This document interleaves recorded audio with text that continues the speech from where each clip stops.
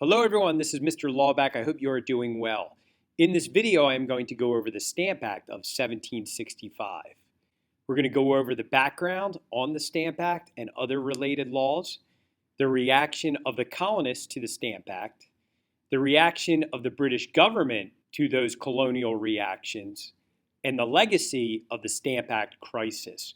Over here on the right is an image of what one of those stamps looked like.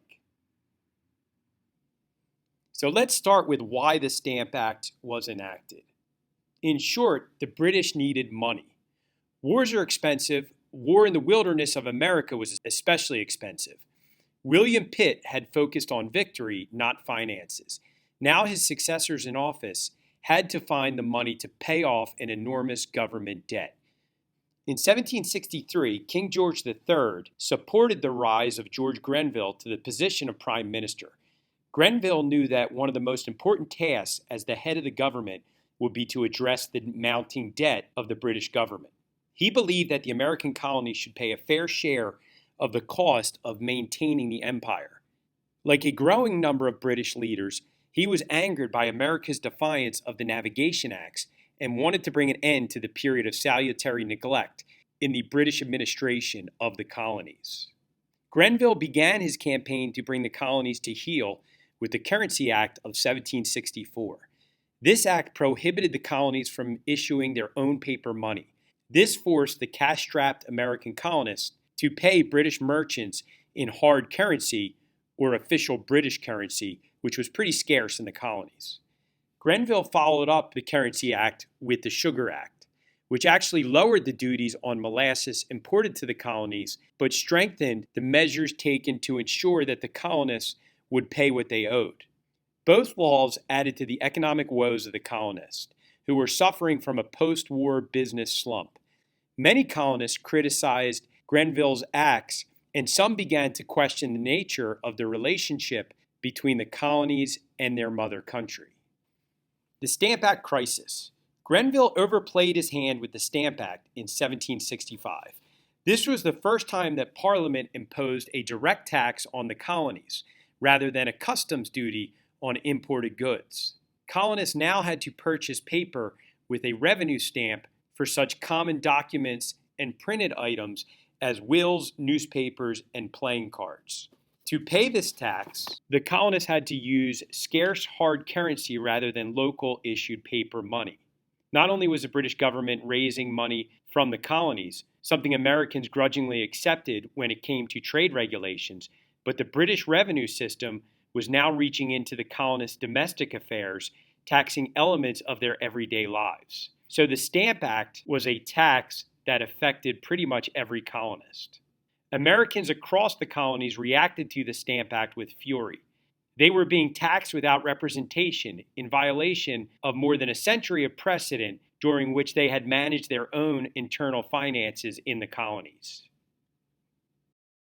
In July of 1765, Samuel Adams playing a lead role in organizing the Sons of Liberty in Boston. Riots led to the Sons of Liberty intimidating the stamp agent from Massachusetts into surrendering his office.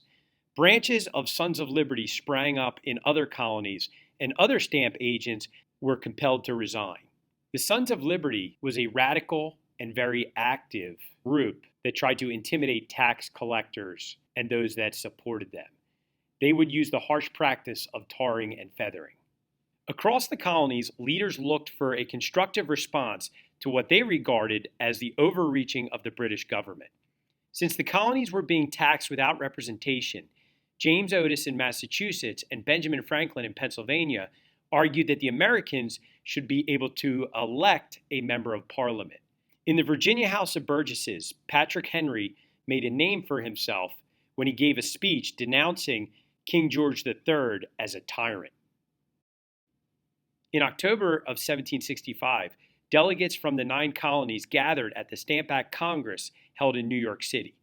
The Congress issued a Declaration of Rights and Grievances affirming that as Englishmen, the colonists could not be taxed by a body that did not represent them.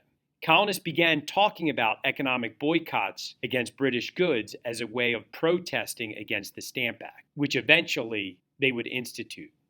Parliament responded to the colonists' request by saying that the colonists already are virtually represented, since Parliament represents all English citizens.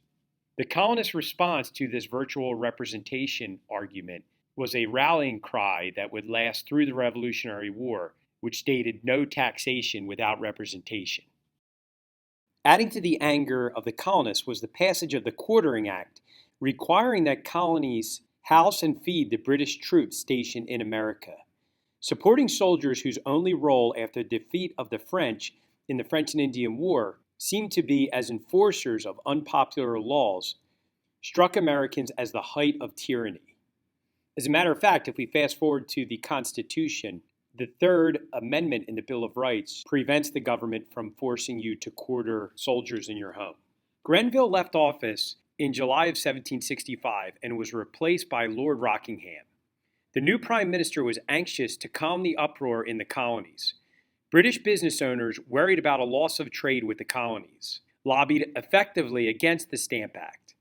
Rockingham persuaded Parliament to repeal the Stamp Act early in 1766. Repeal of the Stamp Act delighted Americans and led to celebrations in the colonies. They felt like it was a real victory against Parliament. This self-congratulatory mood ended, however, when word came that Parliament, as a face-saving measure, had also passed the Declaratory Act, which asserted its right to legislate for the colonies, quote, in all cases whatsoever, end quote. The Declaratory Act basically said that if Parliament wants to, they can institute any tax that they want on the colonists. So despite the Stamp Act crisis, most Americans still supported King George III. However, it did mark the beginning of an increasingly divisive dispute over the relationship between Parliament and the colonies. So let's talk about the big takeaways. The Stamp Act was the first direct tax on the American colonists, and it directly affected almost every American. The Stamp Act Congress was the first time the colonists got together and united on something. You'll remember back to the French and Indian War, this was attempted during the Albany Plan of Union but was not successful. So the Stamp Act Congress certainly was a sign of unity among the very diverse colonists. Boycotts.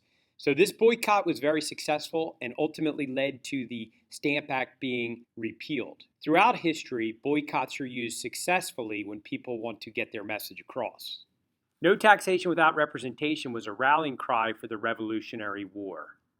So while the Stamp Act was not the only reason that the Revolutionary War began, it was one in a list of events that would lead to the Revolutionary War and ultimately American independence.